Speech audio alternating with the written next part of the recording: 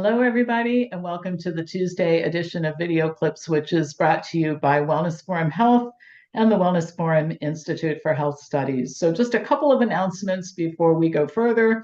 In 2 weeks, June 11th, 12th, and 13th, will be the Mastery course for health professionals, 3 hours of training every night. I will record it for those of you who can't join us live. We understand that no matter what time you pick, it doesn't work for everybody. 9 hours of free education designed to help you start or grow the healthcare practice of your dreams. And we've been at this for a long time. We're really good at it. We've developed a very large international business. We can help you do that too.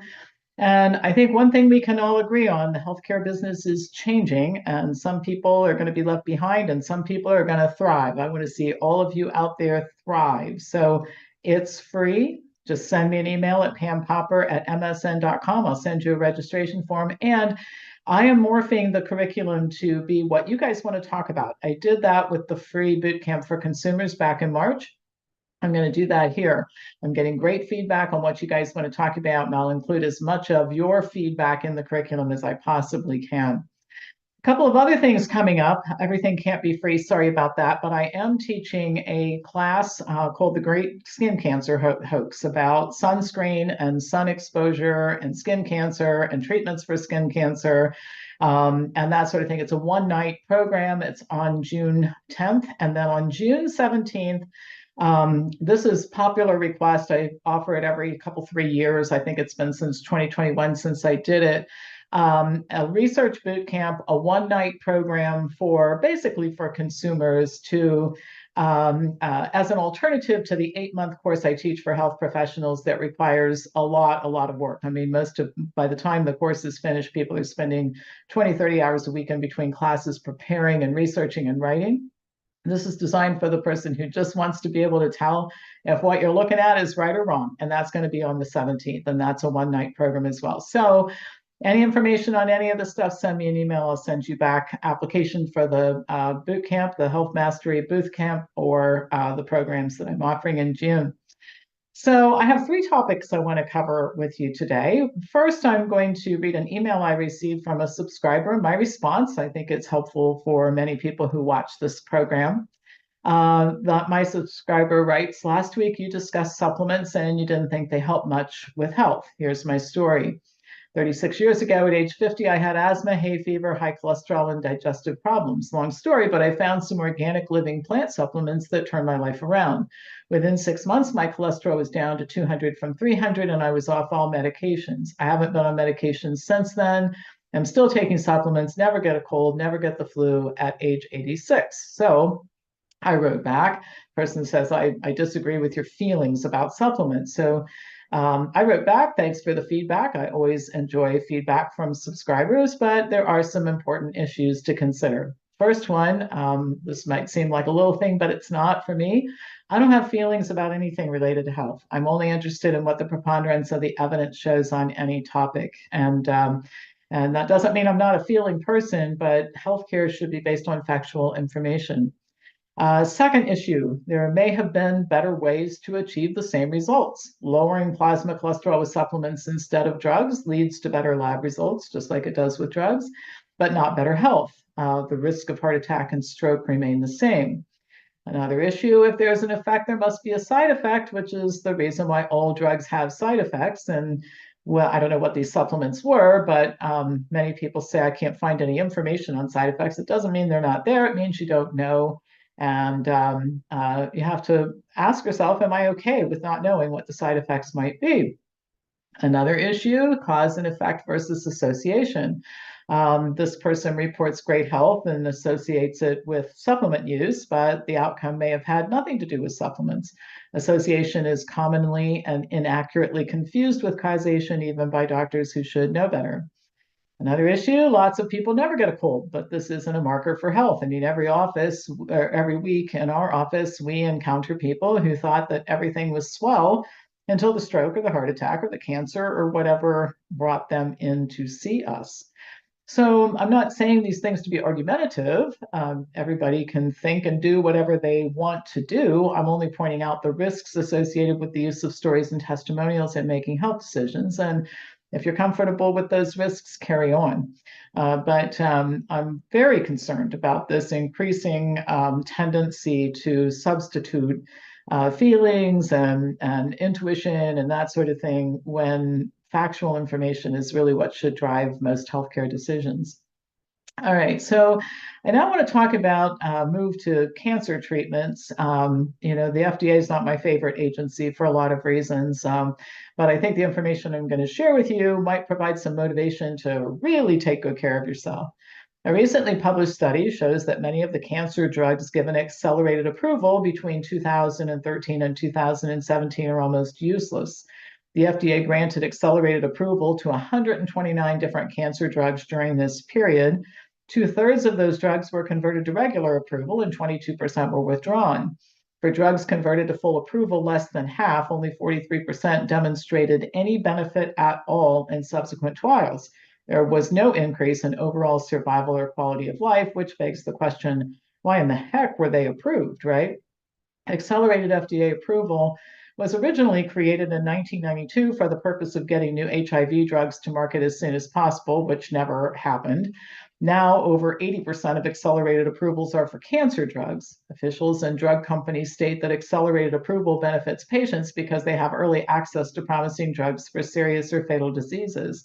The problem is that even after being proven almost useless, the drugs are often given full approval anyway, and patients are never really given a balanced look or factual information about the limitations of these drugs. Many of the drugs will shrink tumors, and some increase what's called progression-free survival time, defined as the period before the cancer starts growing again, but almost none of them add meaningful increase in lifespan, which is what cancer patients, generally speaking, really want. The message here, most people are willing to do anything once they're diagnosed with cancer. I've watched this for almost 30 years. They lose weight, they eat better, they reduce or eliminate alcohol, they lower their stress, they quit jobs they hate. The reason for the all-out massive action is they're convinced that these changes are crucial for survival. So how about doing these things now instead of after diagnosis? All right.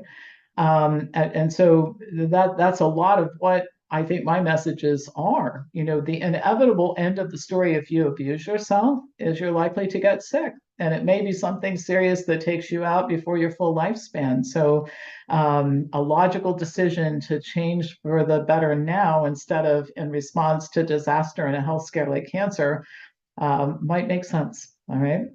While we're on the topic of prevention, rather than waiting for diagnosis to provide motivation, the drugs approved to treat Alzheimer's patients are also useless. Some of them have been withdrawn from the market. I mean, drug companies never withdraw drugs from the market because even if they're useless, they can make billions of dollars, but some of them are so useless that they've literally been taken off the market.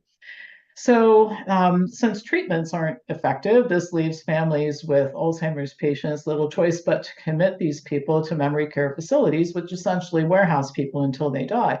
Now, to be clear, the staff in many of these places is very good, but the bottom line is that there's very little quality of life for an Alzheimer's patient.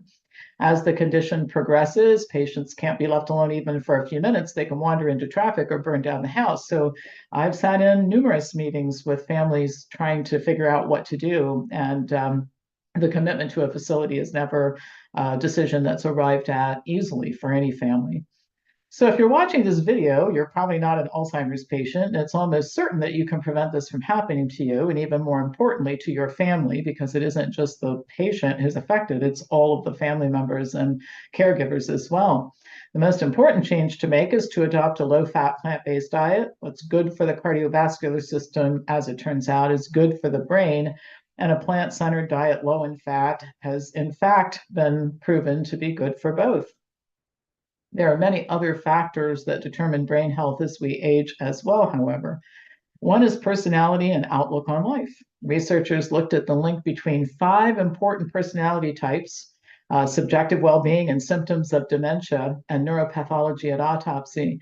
Data for the meta-analysis was drawn from 8 longitudinal studies that included over 44,000 adults who were followed for up to 21 years, and the conclusions were that people who had a positive outlook on life tended to be extroverts and were conscientious, had a lower risk of dementia, while those who were more neurotic tended to be negative thinkers and rated low for conscientiousness were more likely to develop dementia. and the effect was consistent in all of the studies. The authors concluded that those with personality traits placing them at high risk could engage in better planning for when they become demented. I'm not kidding here. And that doctors could use this knowledge to better diagnose dementia. I have a much better idea. If you have these traits, if you are generally negative, if you're not very social, if you're not very conscientious, change. I mean, you can change anything. And the idea that you're just stuck with whatever way you are, unless you like it that way, is ridiculous. I mean, I hear people say sometimes, well, that's just the way I am. I procrastinate. I don't get things done. I don't move my life forward, whatever. And it doesn't have to be that way, is my point. So that's why I'm using this program or offering this program this year called the Winner's Circle. This is the 8-class series, just getting ready to send out recipes and meal plans and tools, which we'll be discussing in the classes. And there will be lots of sharing between the participants and lots of working on our language, our self-talk, our intentionality, and things of that nature so that you can change your life. The whole idea that you're stuck with everything the way that it is, that's depressing. You're not stuck with anything unless you choose to be. That's a different story. I'm not here to talk you out of your negativity if you're there. I'm here to tell you it doesn't have to be that way. So if you think you need some help in getting yourself, really on a good track permanently, the Winner's Circle might be for you. All right, that's it for today. As usual, pass this on to anybody who you think would enjoy watching it. If you're interested in the boot camp for health professionals, if you're interested in Winner's Circle or the research boot camp or the the Great Skin Cancer Hoax workshop, send me an email. I will send back information to you on all of those things. Have a great rest of your day, and I will be back to you on Thursday with more news. Thank you for watching.